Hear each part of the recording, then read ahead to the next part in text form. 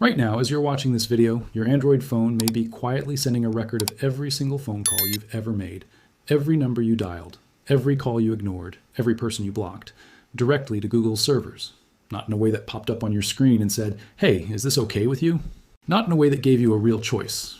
In a way that was rolled out through a buried settings change and a privacy policy update written in language so deliberately complex that the average person reading it would walk away more confused than informed. And here's the part that makes this genuinely urgent.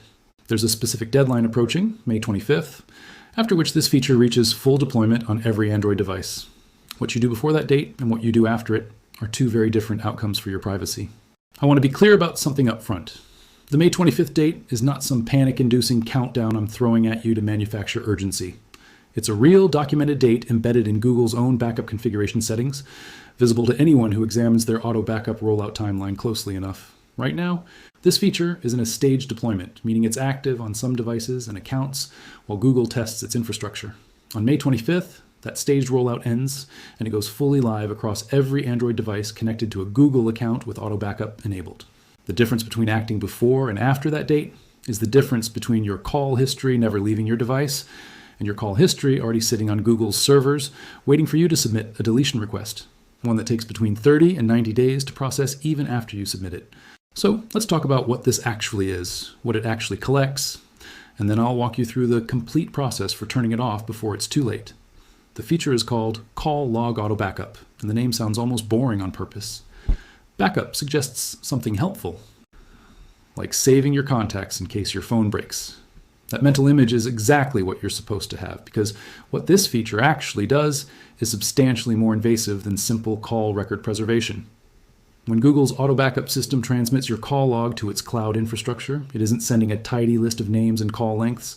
It's sending a comprehensive behavioral profile of your communication life, and every field in that backup payload reveals something about you that goes well beyond what a simple call record implies. It captures every number you called and every number that called you, including numbers you never saved as contacts, meaning those show up with their full digits rather than being anonymized. It captures your call type for each entry: incoming, outgoing, missed, rejected, and blocked. Think about that last two for a second. Not just the calls you had, but the calls you chose not to answer and the people you deliberately blocked. Those aren't passive records of communication events. They're records of deliberate choices you made about who you want in your life and who you don't. The backup captures call duration down to the second, showing exactly which relationships you invest serious time in versus which ones you keep brief. It captures precise timestamps that reveal your daily patterns. When you wake up, when you work, when you're available socially, when you go to sleep. It links your call records to your contact database, giving Google visibility into the social and professional network structure encoded in your contacts. And it records which device each call came from, including whether you used a Google Voice number or Google Fi number alongside your regular carrier, giving Google cross-device communication pattern data when you use multiple channels. When you step back and look at everything in that payload together, what you're actually looking at is a detailed map of your social and professional relationships. Who you're close to, who you avoid, how often you talk to your doctor versus your lawyer versus your family, and what the rhythms of your daily life look like in real time. This is not theoretical intelligence value.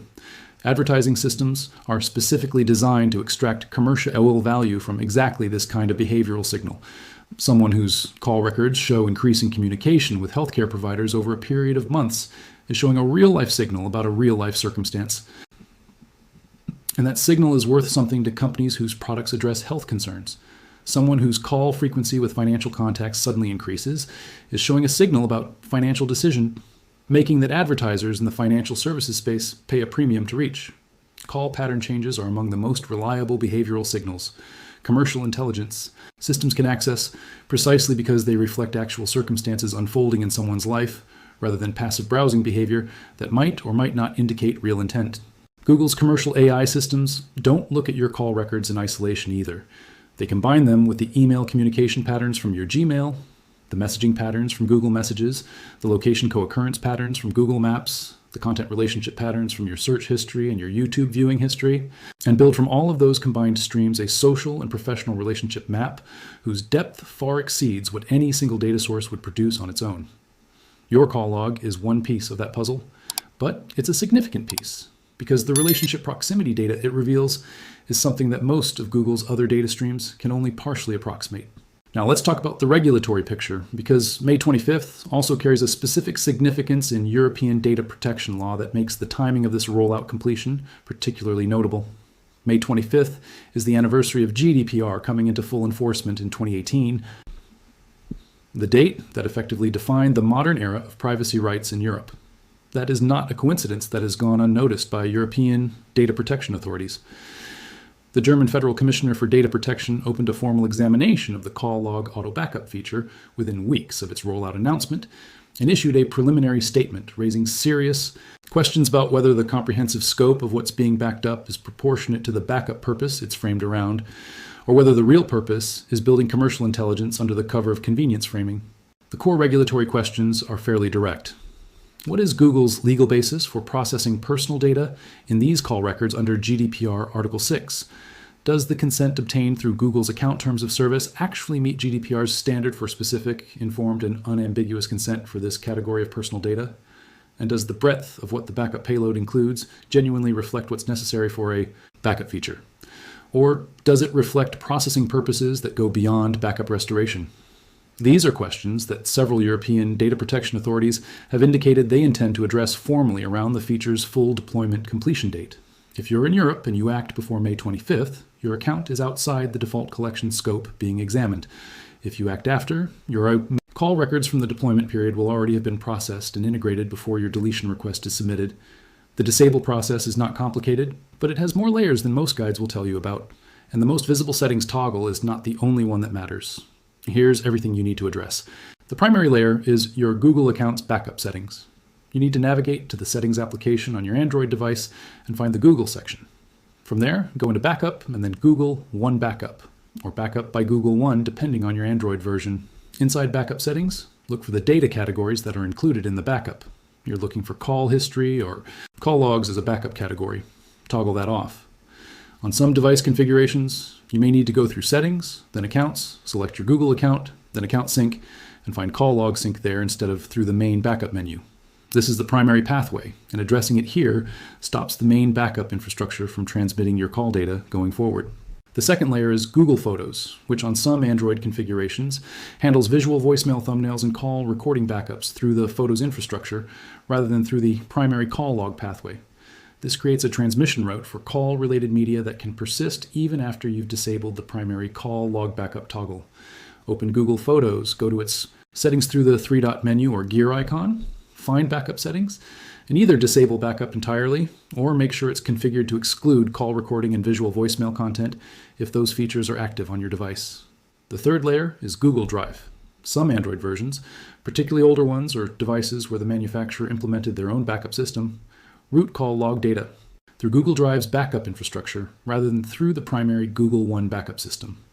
Open Google Drive, access settings from the three-line menu, find backup or auto backup configuration, and check whether call log data appears as an included backup category. If it does, disable it through whatever toggle or category management option the interface provides.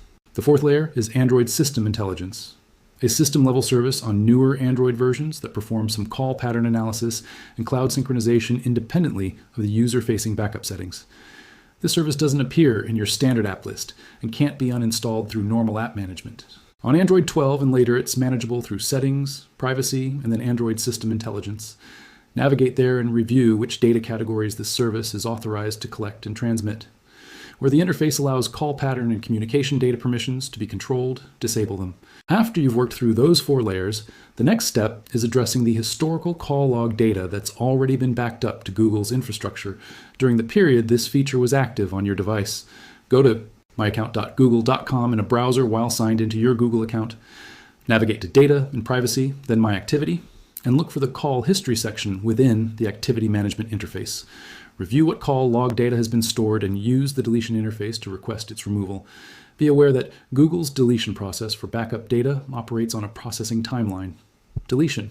Requests typically take between 30 and 90 days to propagate through all of Google's storage and backup systems before the data is fully removed. That's not fast, but it's the process that exists, and submitting the request is the step that starts the clock. Before you delete anything from Google's side, download a copy of your data first so you have your own record. Go to myaccount.google.com, find Data and Privacy, select Download Your Data, Make sure call history is included in the selected data categories, and download the export to a location you control. This gives you access to your own call history records without that access, depending on Google's retention decisions. There's also a device-level permission layer worth addressing as a final reinforcement step.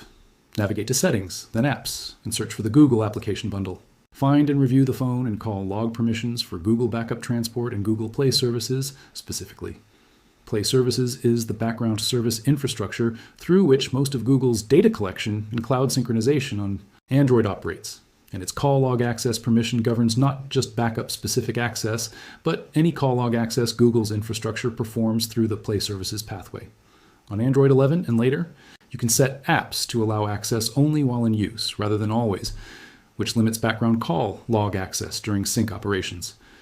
Restricting Play Services call log access at this level is more comprehensive than restricting individual app permissions, because it addresses the infrastructure layer rather than specific applications that might be reinstalled or updated in ways that restore their individual permission states.